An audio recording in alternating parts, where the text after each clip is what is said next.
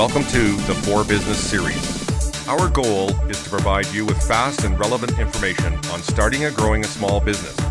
Thanks for watching.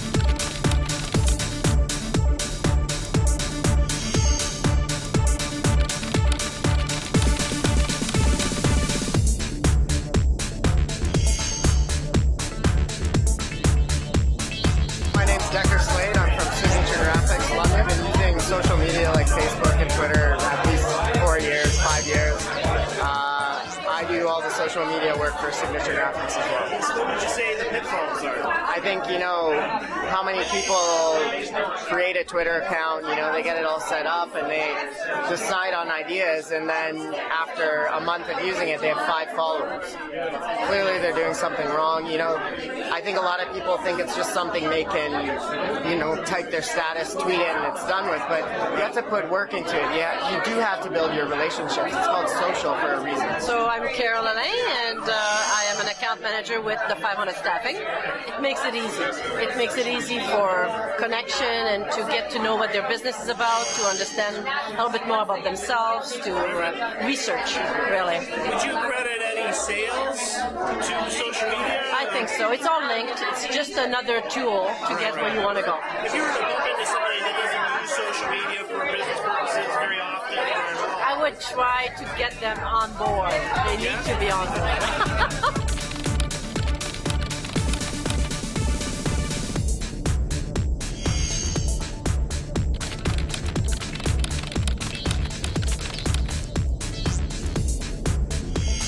Social media, to me, it's the newest form of networking. It's really easy to make referrals. It just represents a whole bunch of things in one pot that make the life of a business person much more easier in the sense of generating new leads and in the sense of creating a community of people who care about what you do. It's just a really easy way to, again, I use the term brand advocates, to create this community of people who they really care about who you are. They're legitimately emotionally invested in your business. And that's the best marketing you can have, is a community of people going around saying, oh yeah, I know a web designer, I know a great pizza shop downtown, I know this or that. It's, word of mouth. When you have one of these brand advocates and they love something you do, and they know some of their friends might also like what you're doing. So they might share a relevant article you post, or maybe even a sale. You don't want to go too much into sales on Facebook, but they might, if you're offering half price off of a meal that all your friends will like, you share that, and all of their network gets to see the same thing as well. So it's just that's where you get your real chance to be noticed beyond your existing network, is you have your friends and other people who like you sharing this information with their networks, and that's sort of like that leads it on to be like people have heard of you now. That's the noticing part. You wouldn't gain complete and full trust at any point through social networking, but again, it's like relating it to standard marketing. They say you never want to play a radio ad once, or you never want to put your ad in the newspaper just once, because it just gives people that little thing that they're hearing of you. They know a little bit about you. Maybe they notice your logo, but they didn't really pay attention. The same kind of thing can happen in social media, where they hear something about you, they get to know you a little bit more, and that indirectly does build a bit of trust. Usually you'll have to have a one-on-one conversation to really get to that solid point, but it's certainly a good basis for trust, yes. Hi, I'm Whitney Sanders, registered dental hygienist at Sensational Smiles. I'm London's first independent dental hygiene clinic. Excellent. So you use social media in your business life? I do, a little bit. And do you find a real benefit from it, a real tangible benefit from it? I don't think I use it properly to get the benefit from it. I rely a lot on face-to-face communication to get my clients.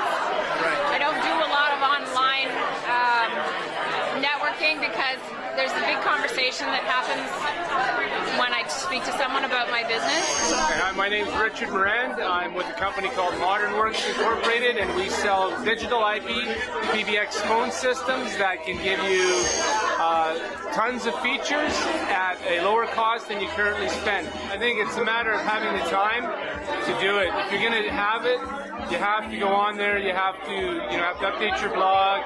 You have to respond to people. So it's having the time to do that, which we don't have. So there are some aspects of it we like, but again, the amount of time we put into it, we're not sure if it's going to be worth anything to us.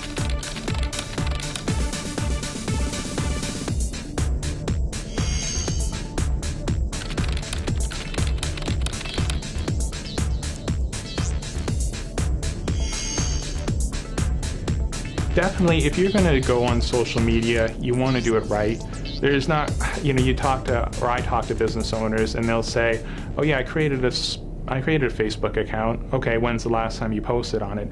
A month or two ago, I put an update and I was trying to, sell people on something. It's really more about, like I said, you have to look at it as building a relationship with a community of people who have already decided that they know enough about you and they like enough about you that they would like to continue to get to know you and stay in touch with you. If I were to suggest something right now, I would say maybe an update per day, maybe 2 per day on Facebook. Twitter, you usually want to do a little bit more because people are always updating it and your stuff can get flushed to the bottom really quick. And a blog and stuff like that, again, it's just what you kind of want to make of it. A YouTube video as well. It's, you might decide to post something every week or every month or at every event something interesting happens. So there's certainly a lot of flexibility there. Definitely don't be afraid that time is going to be a major factor. Most businesses and business people will check their Facebook maybe first thing in the morning, last thing when they leave, and it takes maybe 5 minutes each time. So it's really not that much out of your day. I have a friend who's a financial planner, and so he always posts these updates that are related to financial stuff and related to his industry. And people on his list, they might not always care about everything he posts, but just think if he's sharing one tip every day and you pick up just one useful tip in a week, well, you're still going to like that person regardless if they pointed 6 other things out that just weren't relevant to you. You have viral marketing as well. I don't know if you've heard of that, but it's where people will do a video or marketing company will do something really creative and unique for a company, and it just naturally just gets spread, and friends share it with friends and share it with friends. And there's a lot of power behind that than physically going out and, meeting people in person and, maybe you meet 10 or 15 people in a night. Right. But online, you don't have those limits. It can go as far as, your immediate network and extended network want to take it. Hi, my name is Asim, and I'm the owner of One Step Ahead Promotions. We have our profiles on Facebook, Twitter, LinkedIn, and it's a great place to get together with people, to get to know about them. Are your customers on Facebook? And if they are, and where are your competitors? Are they on Facebook and Twitter and LinkedIn as well? And if they are, then there is no way that you shouldn't be there. I am Crystal Sakuja, and I am the communications manager with Investing in Children. So I actually deal a lot with social media on a regular basis and every day of my job. And I think particularly as a nonprofit organization, it's a great way to get your name out there, connect with your community, learn what other organizations are doing, and stay on top of your industry. And it's free, which is wonderful. It has to be, you have to look after it every day, but it's not a big chunk of your day. You can set aside a bit of time every morning and check into all of your social media outlets, and then after lunch, and then before you go, and I think it's a really rewarding, fun part of people's jobs. It's something I enjoy.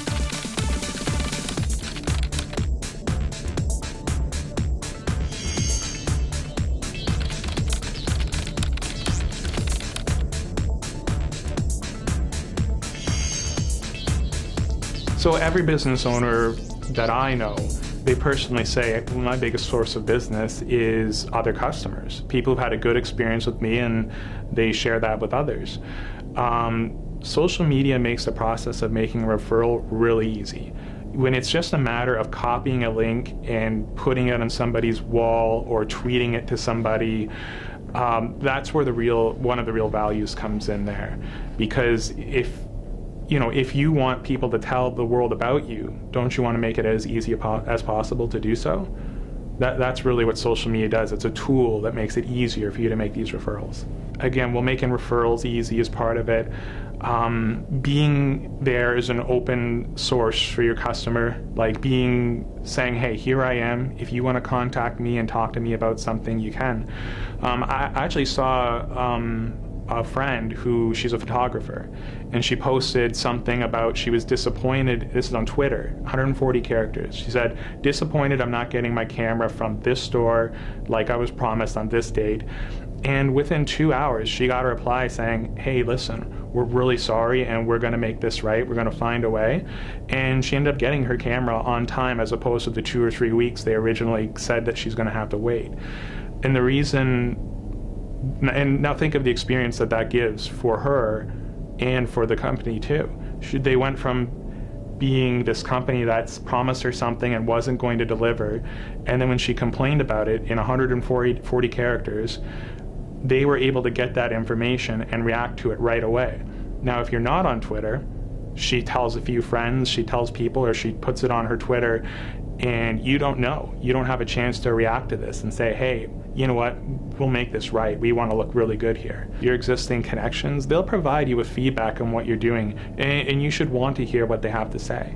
If they say, hey, you're doing great, I love everything you're doing, that's awesome. And, pat on the back for you, who doesn't like that? But they'll also make suggestions saying, hey, I heard that my friend went to your restaurant and they experienced this, just a heads up to let you know.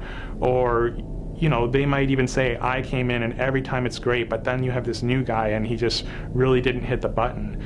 And that's not to say that you're going to go out and fire a new guy, but at least gives you the information you need to make a change. So, I just like to remind people that, well, these connections are a great source of repeat sales.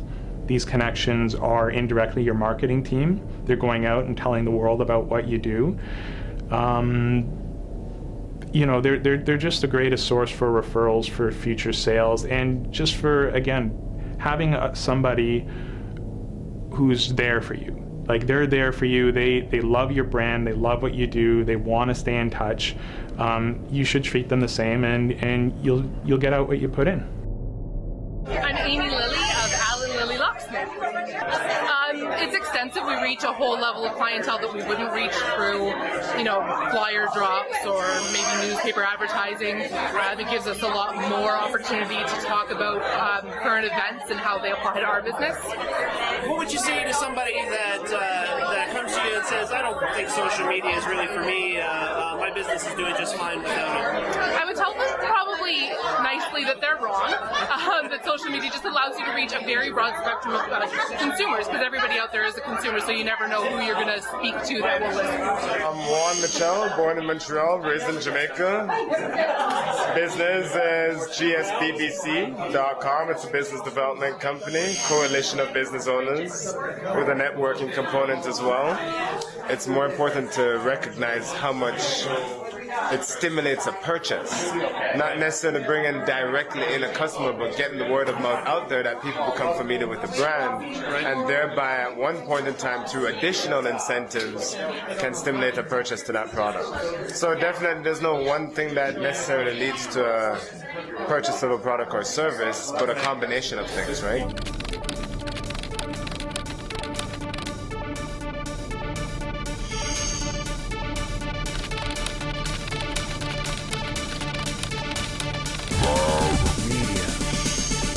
I want to thank you for joining me. If you thought there was a lot of me, believe me, it's a budget thing. For future episodes, I'm really looking forward to picking at the knowledge of other industry experts and continuing this discussion on starting and growing a small business. If you'd like to join this discussion, please check out my Facebook page, and you can also find me on Twitter and LinkedIn. These links are available at www.forbusinessseries.ca. If you want to stay up to date on new episodes, please sign up for our mailing list. If you have ideas for future episodes or want to be featured as an industry expert, please contact me.